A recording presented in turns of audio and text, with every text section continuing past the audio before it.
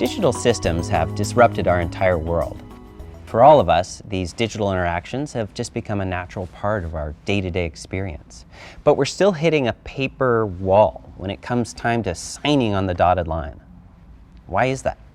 Why are we using technologies like paper and pen from a century or two ago in a world that's gone entirely digital? I'm John Pereira. I'm the Vice President of Adobe EchoSign, and I'm joined by noted author and business advisor Jeffrey Moore, and we're going to talk about the world of electronic signatures and how they play a big role in this digital revolution. So thank you for joining us, Jeff. It's a pleasure to be here, John. So tell us, let's just kick things off. How are digital systems disrupting the world of business? Well, you know, the first decade of this century, we disrupted the consumer world, and we created a very rich consumer experience, but largely it wasn't getting into the enterprise. And then in this decade, both because of millennials and just because of the value of digital systems, we've said we've got to bring that into the enterprise architecture. It's very disruptive. The enterprise was built around systems of record, and these are more systems of engagement.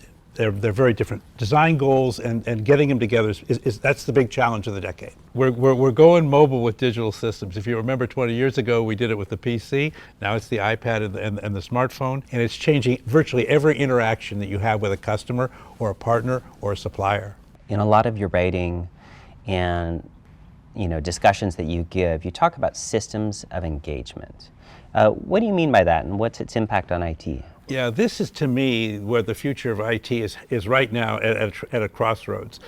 Most of my career, we were building systems of record. They were database systems, very carefully architected, very reliable, very secure, in data centers. They were hard to use. They were hard to maintain, but that's what IT was.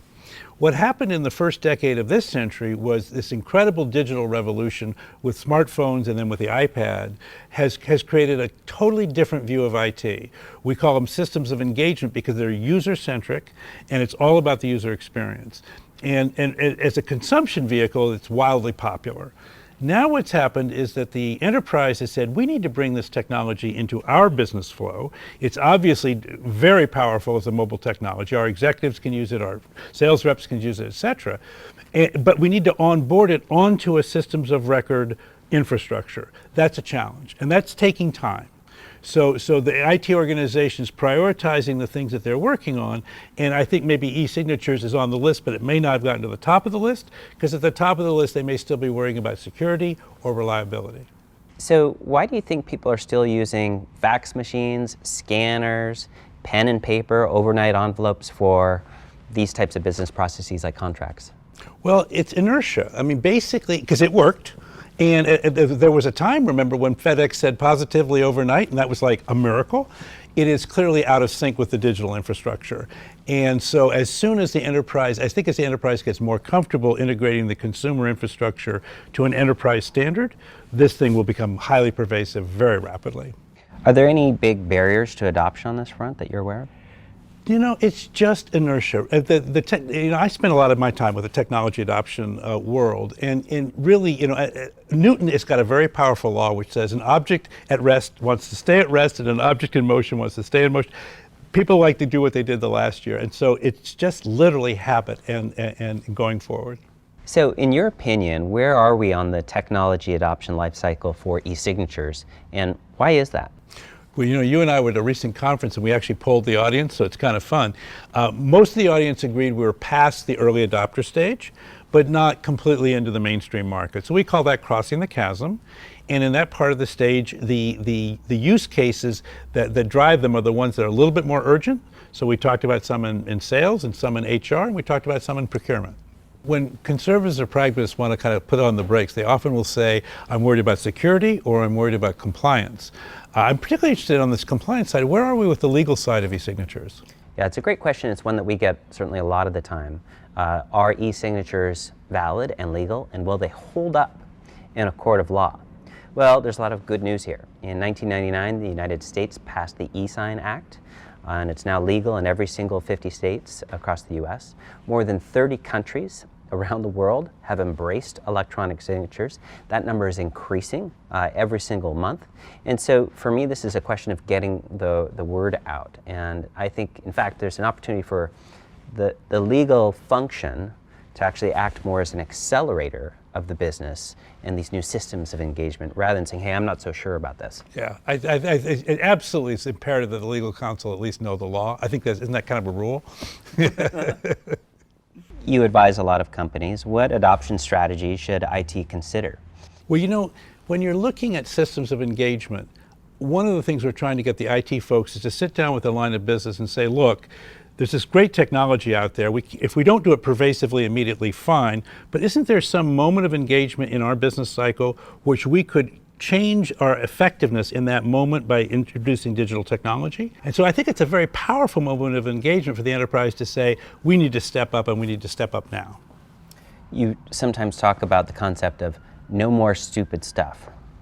What do you mean by that? Well, okay, so today, if you don't have electronic signatures, and by the way, I'm on a board of directors, this happened to me the other day, we want a unanimous consent. I got that message by email. It said, would you please print out the document? So I printed out the document. Would you now please sign the document? Would you now please fax it to me? So I said, well, I'm not going to fax it. I will scan it, and I will email it back to you. So that's what I mean by stupid stuff. Okay. So that you can store it digitally at your end. What about, let's take sort of a functional view on this. HR, salespeople, people in procurement. You know, what's their role in this sort of systems of engagement model? Well, in the HR world, at least in this valley, you're in a war for talent. A lot of that talent is younger talent. Now, you know, a larger corporation may be doing hundreds, thousands of hires a year. If the process is, I'm going to print out a letter, I'm going to send it to a millennial, I'm going to ask them to sign it and find a fax machine, which they're not even quite sure what that means anymore, you're going to lose a lot of the war for talent. And so just not only from a point of view of efficiency, but from a point of view of just engaging with the talent in the texture of the world that they want, it's really important. On the sales side, it's just crazy. I mean, if you're going to print out and put it into the mail, you're creating somewhere between 2 days and 2 weeks of cycle time for an order that could be, you know, closed in 20 minutes. And so in that kind of a model, it just doesn't make any sense. So it's an efficiency issue, but it's also a risk. When you expose your sales cycle to competitive risk, that's just crazy. So there's a bunch of stuff going on right now. It really is stupid the way we're doing it, and the sooner we get off it, really the better. So what's the next big disruption? Once systems of engagement are fully implemented and we live in this fully user-centric world? Well, you know, the key to that world is our mobile devices that allow people to be their full self and be fully present in any situation. In business situations, I think what you're going to see is we're going to be able to take all the technologies that are in these consumer devices and integrate them into business process flows.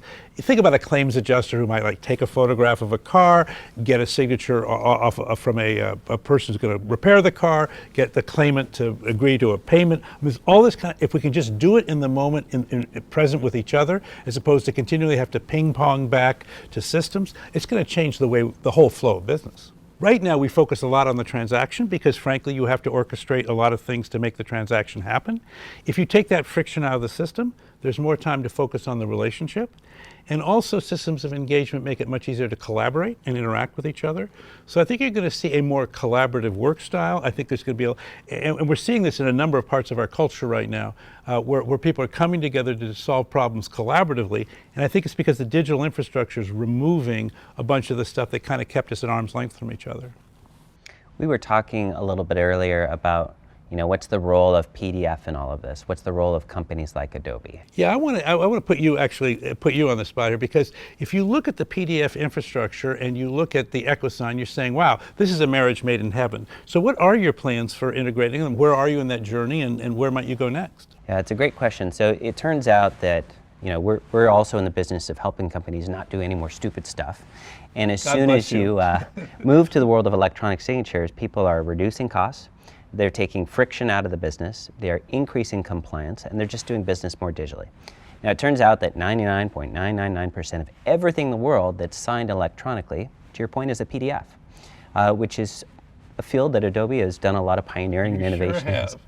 So one of the things that we've done is just with the Adobe Reader, which is now on almost 1 billion devices around the earth, we've embedded EchoSign technologies right there. So anybody that opens up a PDF from Adobe, you click on the button that says sign, you're up and running, and you can have a fully compliant, legal, secure signature for the 21st century. But you know, we're just getting started. There's so much more to do here in the arena of touch and identity and workflow capabilities. So there's some really exciting things coming down the roadmap from us as But well. I have to tell you something, that what you just described is the end of stupid stuff if we all could just click on the sign button. Well, Jeffrey, thank you so much for joining us and talking about the world of systems of engagement and electronic signatures. It's always a pleasure to engage with Adobe.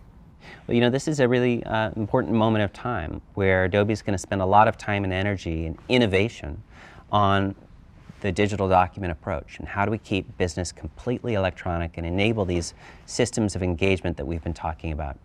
Thank you for joining us. It's been a delight, and we're looking ahead to the next 12 months.